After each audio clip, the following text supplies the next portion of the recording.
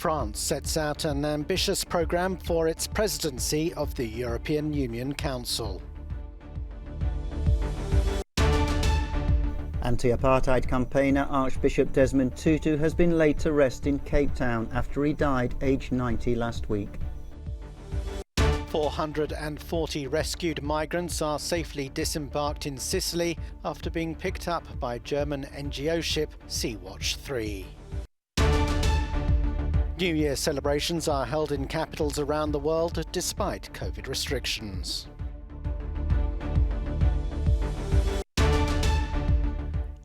Intrepid bathers take a New Year's dip as mild weather takes off the chill.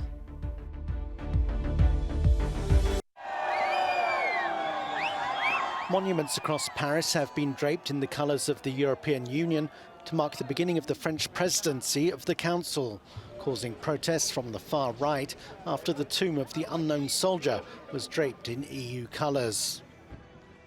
President Emmanuel Macron is promising an ambitious programme for the 6-month tenure. You can count on my total commitment, he said in his New Year's address, to make this moment, which only occurs once every 13 years, a time of progress for the control of our borders, our defence, climate transition, equality between women and men, the construction of a new alliance with the African continent, supervision of the major platforms of the internet and culture in Europe. The Council presidency coincides with France's presidential election. It confers on the holder a chance to influence priorities on the European agenda.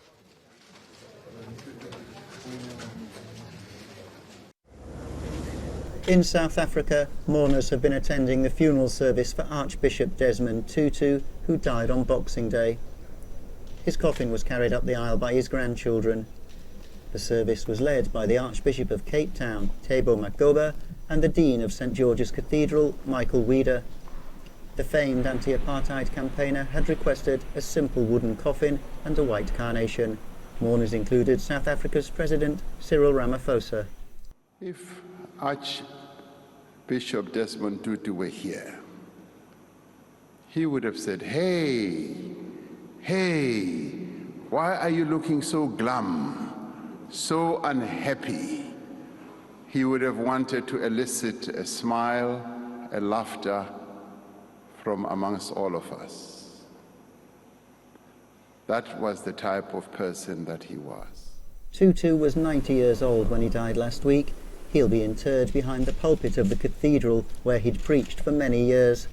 A tireless activist, he won the Nobel Peace Prize in 1984 for combating white minority rule in his country. He'll also be remembered for his continually positive outlook on life and happy, expressive nature.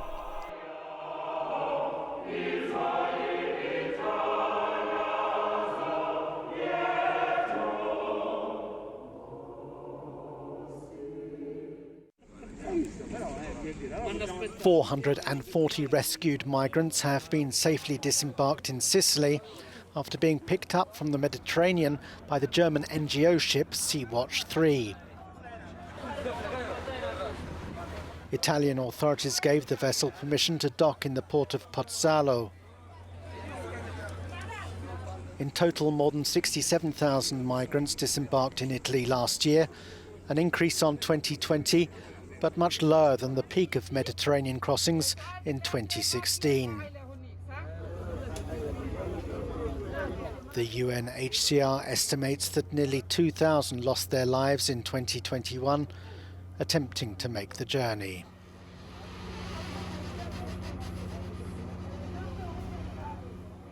In the Roman Catholic calendar, January the 1st is dedicated to world peace, and Pope Francis has used the occasion to praise the role of women as peacemakers. Addressing a mass in St. Peter's Basilica, Francis said mothers know how to overcome obstacles and disagreements and to install peace. How much violence there is against women, he continued. Enough. To hurt a woman is to outrage God, who created humanity from a woman.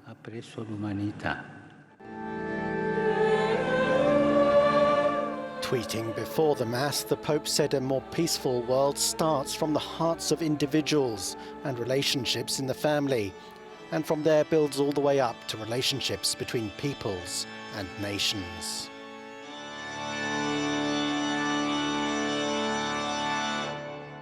Wünschen Ihnen allen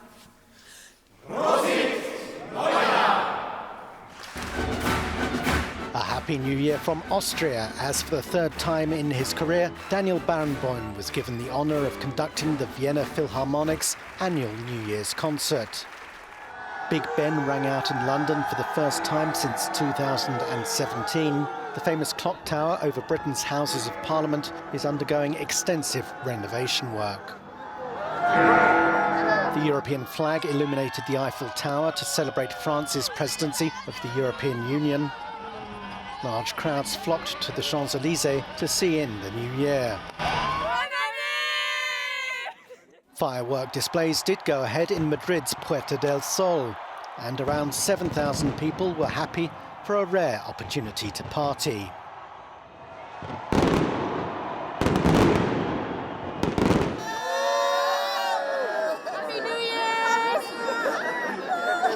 While in New York's Times Square, the traditional ball drop was the cue for celebrations to begin.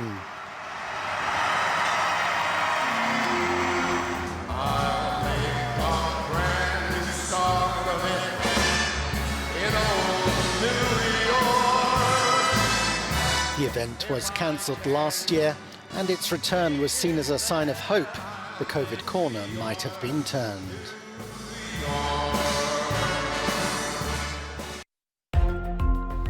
Holding aloft a photograph of his mother who died in 2020, Eric Adams has been sworn in as the 110th mayor of New York City. Adams is a former police captain who started life from humble origins in Brooklyn. He has promised to deliver a program that's both practical and progressive.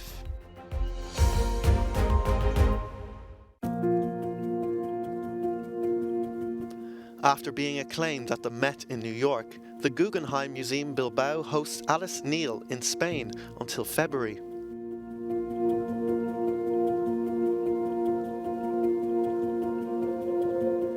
Neel is renowned for her freedom and frankness in dealing with sex and her own sexuality as a woman.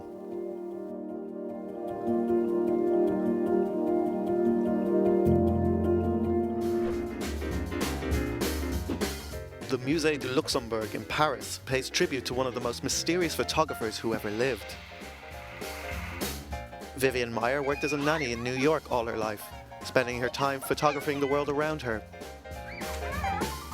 Her countless photographs were discovered after her death in 2006. I'm the mystery woman.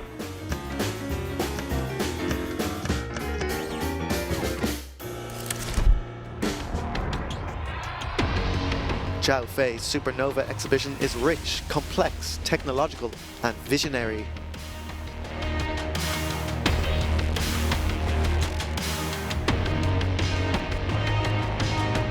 Fei offers a global reflection on our modern societies and our position as individuals, caught between the real and the virtual, memory and oblivion.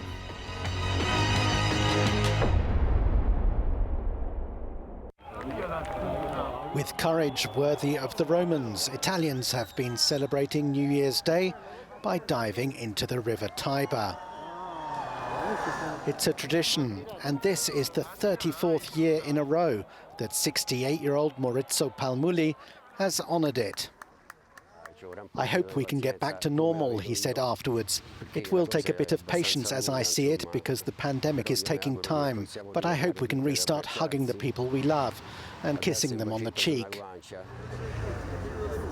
Meanwhile, across in Berlin, members of a winter swimming club have taken their first dip of the new year in Lake Oranka. "We have been doing this for over 30 years, my husband and myself," says this member of the Berliner Seal Club. "We couldn't imagine winter without it." Milder weather has made the challenge less daunting than usual. The water temperature was a tepid 6.5 degrees Celsius.